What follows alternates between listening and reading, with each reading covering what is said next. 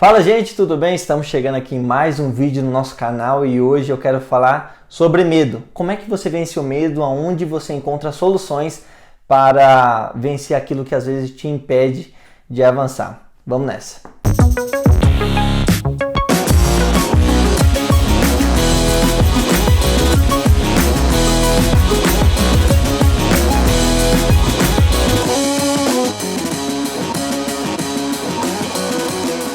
Então hoje eu queria falar com vocês sobre medo, né? A ciência vai dizer que o medo, ele preserva a vida. Com certeza você já viu algum coach, algum cientista, alguma pessoa falando que o medo é bom, que o medo, ele poupa a vida, que o medo, ele é incrível, porque o medo, se você escuta alguma coisa, sua mente já entra em estado de alerta, com isso você já tem pensado o que você pode fazer se acontecer determinada coisa, quando na verdade não. Eu quero te mostrar nesse vídeo o porquê que o medo não é bom.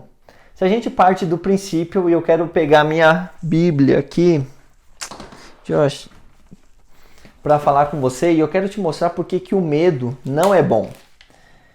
Porque se a gente pegar aqui, Gênesis capítulo 1, olha o que está escrito. E disse Deus, haja luz, e houve luz, e viu Deus que era boa a luz, e Deus chamou a luz dia e as trevas noite. Depois Deus disse, haja expansão no meio das águas e haja separação das águas. E Deus fez a expansão e disse que era bom. E depois que Deus fez todas essas coisas, Ele disse, é bom. Você percebe que até o sexto dia da criação, que Ele cria o homem no último dia, Deus cria coisas que são boas. E você não vê Ele falando que Ele criou medo.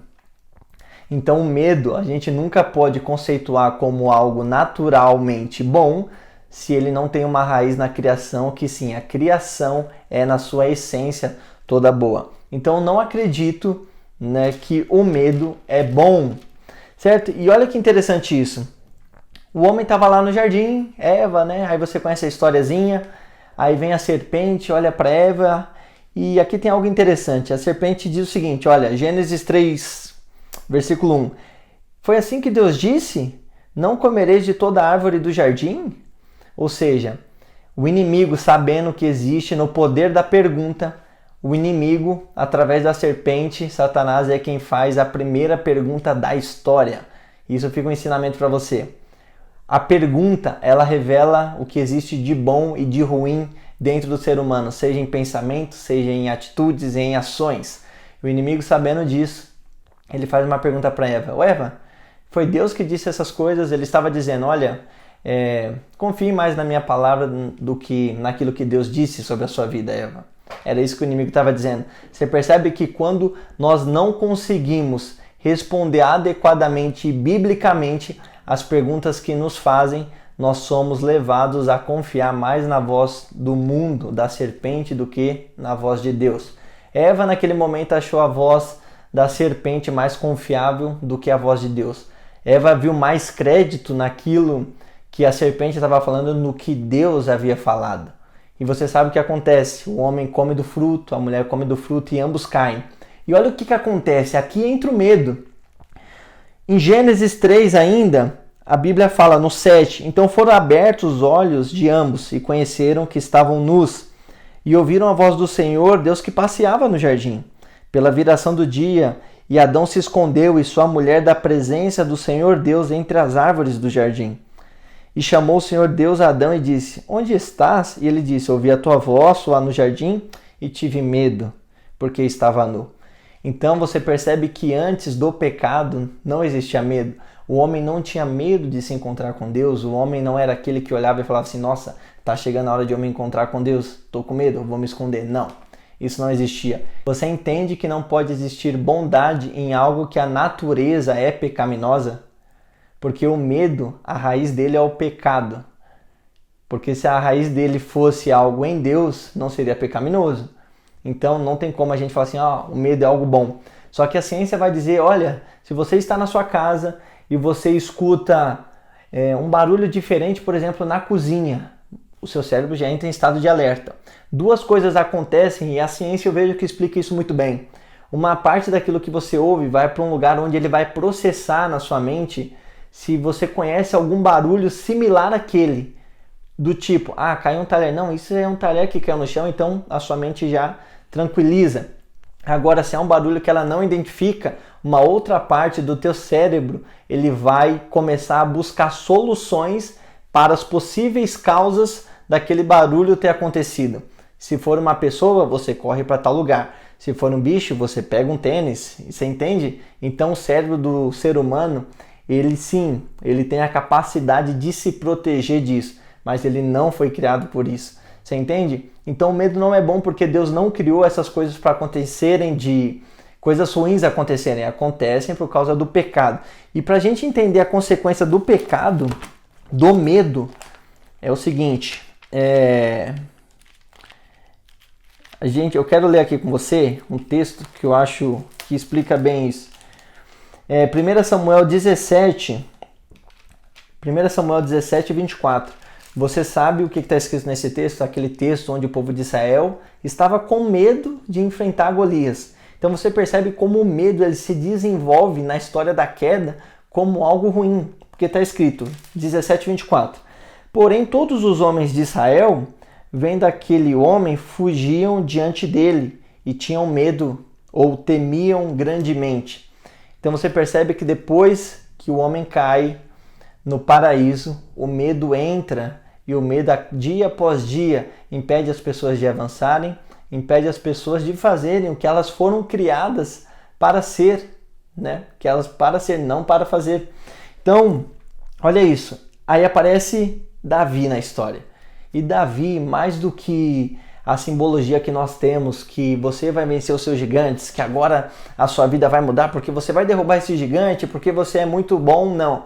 Davi, ele tendo uma visão na história redentiva da nossa vida, a gente vê que Davi foi colocado nessa história para demonstrar o que seria Jesus após muitos anos. Como assim, Lucas? Sim, Davi era alguém que foi escolhido por Deus para vencer Golias. Com isso ele estava demonstrando que haveria um homem que viria à terra, inclusive para conquistar os nossos medos. Um homem onde nós poderíamos depositar nossa total confiança, depositar os nossos medos, depositar a incerteza das coisas que podem nos acontecer. E esse foi Davi. Então é uma visão muito reduzida quando a gente olha para a história de Davi e Golias e fala assim, olha, era um menino vencendo o gigante. Não, é muito mais do que isso. Davi é uma simbologia do que seria Cristo na cruz para nós, na sua ressurreição. Ele iria conquistar os nossos medos. Então o medo é um sentimento que não tem raiz em Deus. E Lucas, como é que eu faço então para vencer o medo? Você concorda comigo? Se você tem medo, você não tem paz, porque você vive com medo. Quando você está num estado de alerta, você não consegue ter paz. Entende? Então o medo e a paz não habitam no mesmo lugar. Não tem como você falar, eu estou em paz se você está com medo. E a Bíblia fala, como é que você faz para viver em paz? Eu gosto muito de um texto de Filipenses, capítulo 4, olha isso, versículo 6 e 7, está escrito assim, olha, não estejais ansiosos por coisa alguma, antes as vossas petições sejam em tudo conhecidas diante de Deus, pela oração e súplicas, com ação de graças. E a paz de Deus, que excede todo entendimento, guardará o seu coração e os vossos sentimentos em Cristo Jesus. Então perceba que quando você está ansioso, quando você tem sentimentos que são totalmente contrários àquilo que Deus criou até o 6º dia lá no Éden, você precisa de algo. E ele diz, a paz que excede o entendimento guardará os vossos corações. Eu gosto muito desse texto porque a palavra guardará aqui, ela era uma palavra usada para os militares da época, né? Um sentinela, ele guardava o quartel, um sentinela guardava, né, dentro daquela função que ele tinha, guardava algo. Então é uma palavra militar, como se tivesse um soldado. Então quando Paulo usa essa expressão, ele está dizendo o seguinte, todas as vezes que vier o medo, todas as vezes que vier a ansiedade sobre a sua vida, vai existir um soldado na porta do teu coração, vai existir um guarda, vai existir alguém que vai estar lá e vai dizer, Não, você não tem poder para entrar aqui. Você não vai entrar aqui porque é a paz que excede o entendimento. É a paz que vai além daquilo que você está vendo, a paz que vai além daquilo que te acontece. E ele vai dizer, ele vai dar a receita no versículo 6. Olha, sejam as vossas petições em tudo conhecidas pela oração e pela súplica. Ou seja, quando você dá graças a Deus, agradece a Deus, quando você ora a Deus e quando você faz súplicas, né, e petições a Deus, Ele é quem guarda o seu coração, Ele guarda a sua vida. Então essa é a receita. Você quer ter a paz que excede todo entendimento, você quer abandonar o medo, você quer viver o que Cristo tem para você, não o que estão dizendo. O mundo está dizendo que você tem que ter, que é bom, que está poupando a sua vida. Não. O bom mesmo é a gente viver sem medo, sabendo que Cristo levou essas coisas sobre Ele. E eu quero finalizar com isso. Eu lembro, para deixar bem claro na sua mente, quando eu estava de serviço no quartel, a gente sempre tinha escala do soldado que ia ficar no posto, né, de sentinela para fazer a guarda do quartel. E aquelas coisas aconteciam pelo seguinte: se alguém tentasse invadir o quartel, aquele sentinela que estava na guarita, ele era responsável por acionar o famoso PDA, o plano de defesa do aquartelamento, plano de defesa, que era, olha, tem algo proibido querendo entrar. Assim é a paz de Deus. Todas as vezes que algo tentar invadir, a paz de Deus vai enviar um alerta para o teu cérebro. Olha, isso não está autorizado a entrar na sua vida. E como é que você cria esse alerta? Você ora, você suplica e você agradece a Deus por tudo o que Ele já fez. A paz que excede todo entendimento. Fica com Deus, essa mensagem que eu tenho para você. Vamos nessa.